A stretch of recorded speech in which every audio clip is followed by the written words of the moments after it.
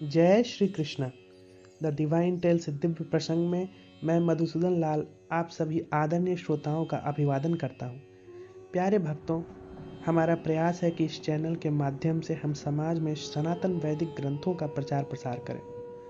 इस कड़ी में सर्वप्रथम हम श्री गीता जी को आप सबों तक पहुँचाने का प्रयास करेंगे। आशा है हमारी गलतियों को क्षमा कर हमारे प्रयास को सफल बनाने हेतु आप अपना आशीर्वाद हमें अवश्य प्रदान करेंगे। मित्रों, श्री गीता जी जो मानव इतिहास की सबसे महान दार्शनिक तथा धार्मिक वार्ताओं में से एक है, यह हमें संस्कृत महाकाव्य महाभारत की एक उपकथा यथा भीष्म पर्व के 18 अध्यायों के रूप में प्राप्त है। महामुनि श्री व्यास जी ने श्री भगवान द्वारा गाए हुए इस दिव्य अमर गीत को लिपिबद्ध कर हम जीवों के लिए सुलभ बनाया है। कुरुक्षेत्र की रणभूमि के बीच महायुद्ध से पूर्व भक्तराज श्री अर्जुन हमारे जैसे ही एक साधारण मनुष्य की भांति ही अपने अंतर मन में एक और युद्ध लड़ रहे थे।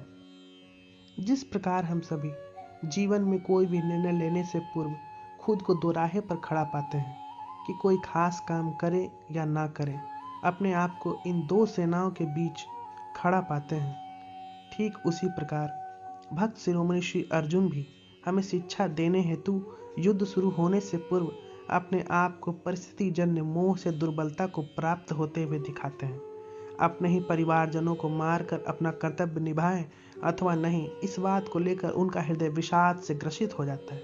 उनके हाथ पैर कांपने लगते हैं और जिस गांडीव धनुष की टंकार सुनते ही तत्कालीन वीरों के हृदय थर्रा उठते थे, उनके हाथों से वह गांडीव धनुष भी गिर पड़ता है।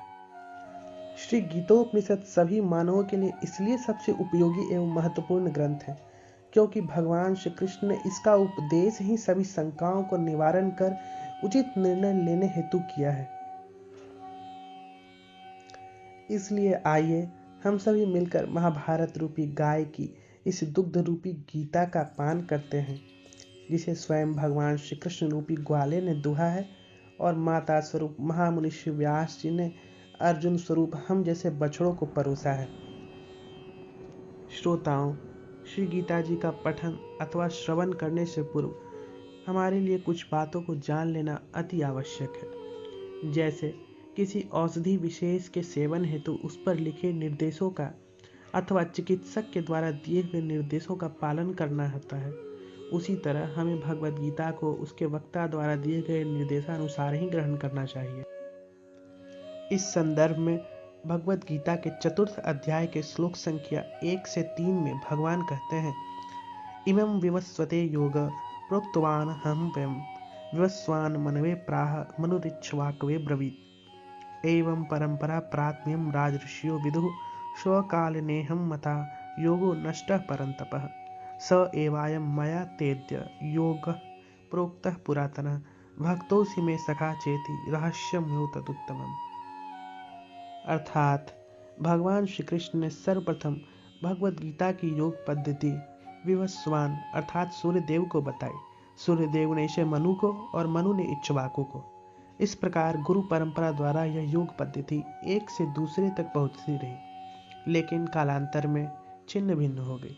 फलस्वरूप भगवान को इसे फिर से अर्जुन को युद्ध स्थल में बताना पड़ा। भगवान अर्जुन से कहते हैं कि मैं तुम्हें यह परम रहस्य इसलिए प्रदान कर रहा हूँ क्योंकि तुम मेरे सखा होने के साथ साथ मेरे भक्त भी हो। अब इन श्लोकों पर ध्यान देने से हमें श्री गीता जी के पठन अथवा श्रवण हेतु कुछ निर्देश प्राप्त होते हैं।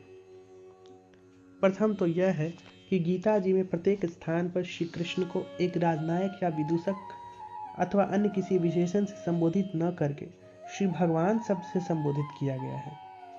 अर्जुन जिन्हें मात्र अपना भाई मान रहे थे, उन्होंने अर्जुन के जन्म से लाखों वर्ष पूर्व गीता का ज्ञान सूर्यदेव को दिया था। यह श्लोक श्री कृष्ण की भगवत्ता को उद्धृत करती है।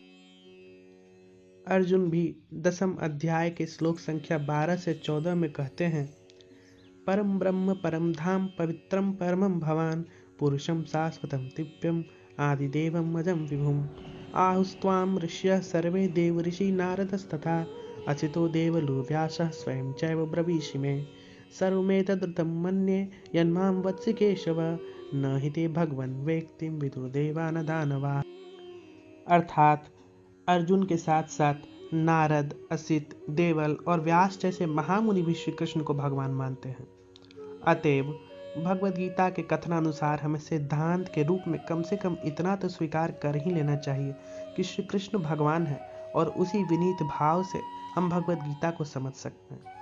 भगवद गीता के बहुत से संस्करण हैं और अनेक वक्ता अनेक प्रकार से इसकी व्याख्या करते हैं, किंतु हमें ऐसे व्याख्याओं से दूर रहना चाहिए जिनमें श्री कृष्ण को भगवान न मानकर मात्र एक असाधारण शक्तिशाली व्यक्तित्व अथवा असाधारण ज्ञानी के रूप में दर्शाया गया हो।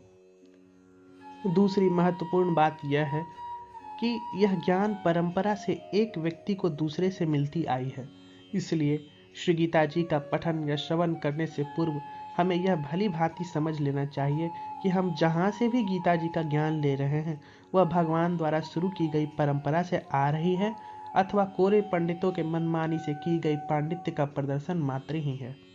हमें निश्चित रूप से गीता जी का ज्ञान प्रमाणिक पवित्र वैष्णव संप्रदायों के उत्तराधिकारियों अथवा उनके द्वारा लिखी गई टीकाओं से ही लेना चाहिए, न कि अन्यत्र कहीं से भी बिना सोचे समझे, क्योंकि ऐसा करने से लाभ की जगह हानि ही होगी। तीसरी एवं आखिरी बात यह है कि ग्रंथ का पठन अथवा श्रवण हमें अर्जुन जी की तरह ही श्री कृष्ण को अपना भगवान या मित्र मानकर विनीत भाव से समर्पित होकर करना चाहिए, और कुछ जिज्ञासा होने पर ग्रंथ पर आक्षेप न लगाकर सरल हृदय हो प्रामाणिक गुरु की सेवा कर उनसे अपनी जिज्ञासाओं का समाधान प्राप्त करना चाहिए।